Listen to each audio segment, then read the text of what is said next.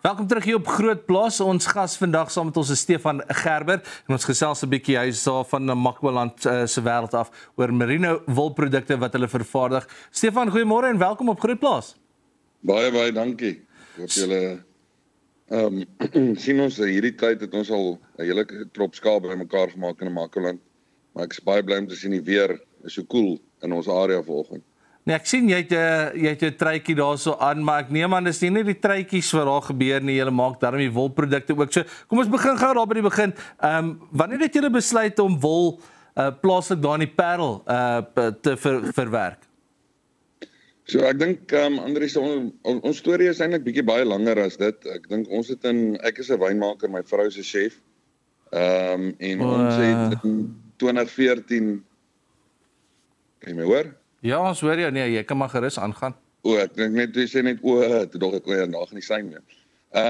Ja, so ons het in 2014 besluit om plaas toe ons familiegrond te begin boer en toe slaan ons die grootste droogte seker in 'n lang tyd en ja, ons het toe op 'n einde van R7 per ooi per dag betaal om hulle te voer en jy weet die spaarbus het baie vinnig leeg geraak tot op 'n stadium waar ons besluit het dit is nou of ons verhuur of verkoop of jy weet of ons met waarde toevoeg en ons het toe besluit where there's wool there's a way en ons wil die gelde wat ons in kommissies en jy weet die risiko's wat ons vat in terme van rooikat en jakkals en al die onkoste gaan ons gebruik om ons eie produkte ontwikkel en ja, so dit maar gegroei en die handelsmerke begin groei en die behoefte na wol in Suid-Afrika vir die kleiner mense begin groei en ja, het ons op die einde van die dag besluit as daar nie 'n wolwassery is nie, dan is daar nie gare nie en as daar nie gare is, dan nie ook nie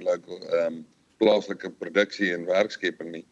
En dit is hoekom ons sê die Kou en Gerber en Kou staan vir 'n community of gemeenskap want dit is een groot sirkel. Jy weet as jy handel nie ons truie koop nie, kan ons nie werk skep nie en as daar nie boere is daar nie wol nie. So en ek dink dis die belangrike ding wat mense moet besef. Jy weet ek kom uit die wynindustrie uit en dit was altyd baie maklik om wyn bymekaar te gooi en sê hier's wyn, maar mense besef nie altyd as daar nie 'n boer is wat wingerd plant nie, is daar nie wyn nie. Dieselfde met skape, jy weet ek is baie bekommerd om te sien die sentiment wat mense het rondom skaapboerdery as gevolg van diefstal en daai goed in hulle opbou en ek wil dit is vir die land bekommernis om te sien en mense weer te motiveer om met wol te begin boer sodat daar wol is. Ek net so terloops, Australië het verlede jaar 73 miljoen kilogram verloor van boere wat ophou boer het en dit is aanleunlik te doen met hulle arbeidsfaktor. Ja.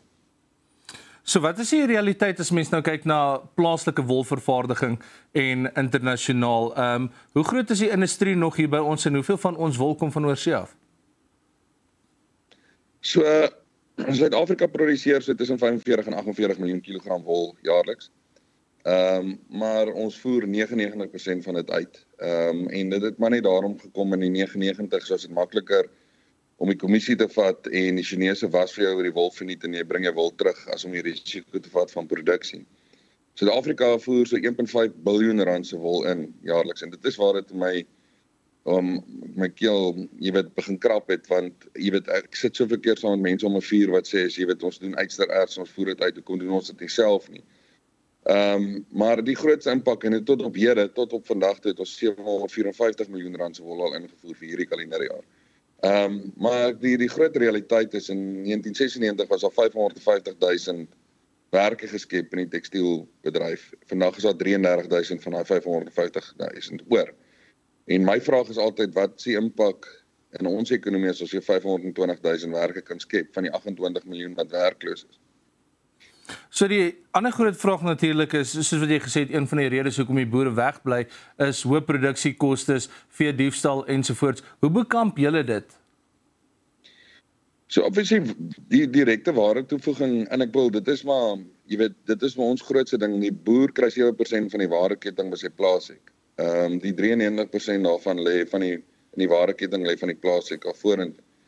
En al wat ons probeer doen het is ons het gekyk na holisties hoe lyk 'n skaap en waar ons sekere produkte van die skaap kan aanwend vir sekere lyne, byvoorbeeld jou pense en jou kuive kan nie gaan vir trei of ons sê vir klere of gare vervaardiging nie, maar die res kan gaan vir enigiets, kan vir non-wovens gaan, jy weet waar ons insulasie maak. So die grootste ding is my vriend Bertie Kutse van Loverland sê altyd, ekonomie van skaal het my buurman kom haal.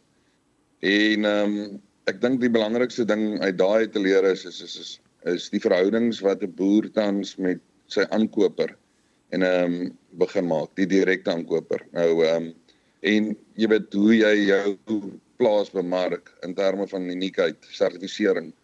Hoe raak jy deel van 'n waardeketting?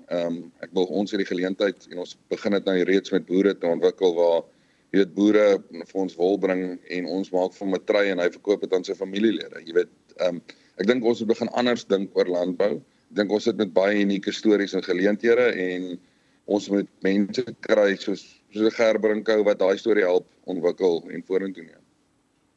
Stefan, ons gaan nou 'n bietjie verder saam met jou kuier. Stefan is daarso van die Namakoland se area af. Ons gesels 'n bietjie wolproduksie, plaaslike wolproduksie. Maar ons is nou weer terug, tyd eers vir die groot plaaskalender.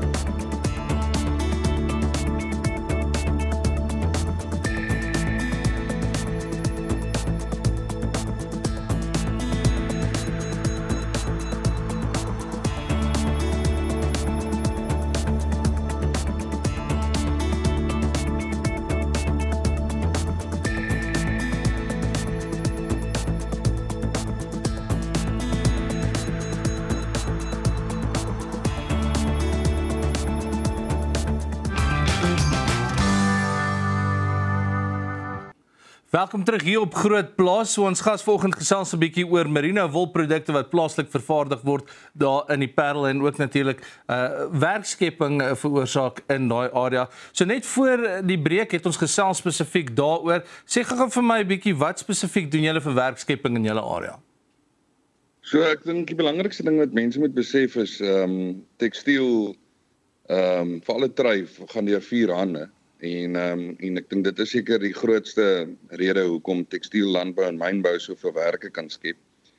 En vir ons was dit baie belangrik geweest om in ons plaaslike munisipaliteit hier in die Parel werk te begin skep. Want ek sê almal in Suid-Afrika het 'n verantwoordelikheid teenoor ons land om in te gryp. Ek wil as jy vat die downfall van Transnet het geskep dat soveel boere en medebesigheidsouens lorries begin koop het en nou basies Transnet oorvat. Jy vat sekuriteit.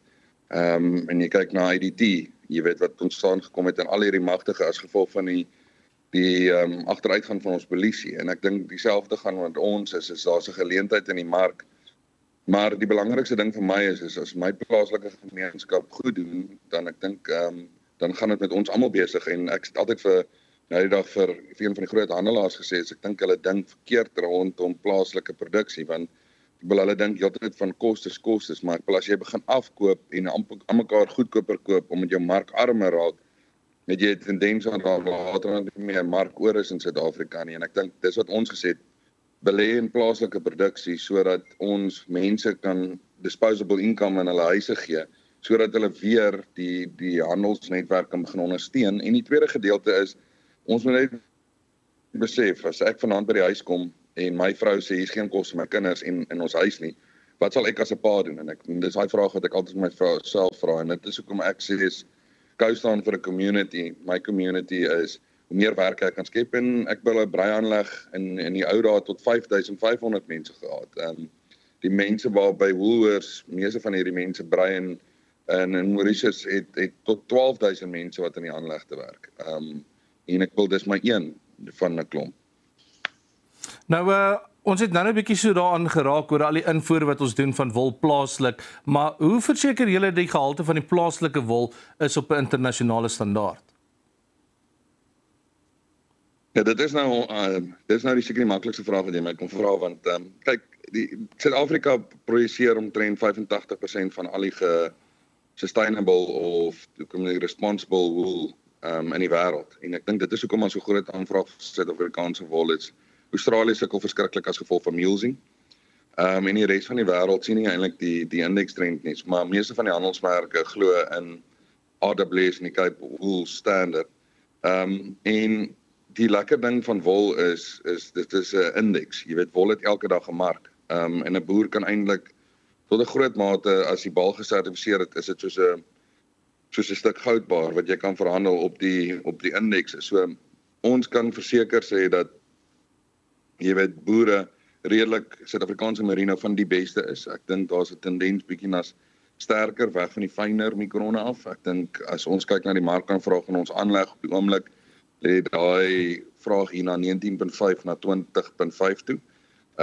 En dan obviously waar ons as Gerber en Co baie sterk is daar's 'n groot probleem met jou vleisras skaap, wolskaap, jou Dormer, Suffolk, tot 'n groot mate jou vleismerino is die sterker mikrone. Ons koop al daai wol direk tans by die boer op.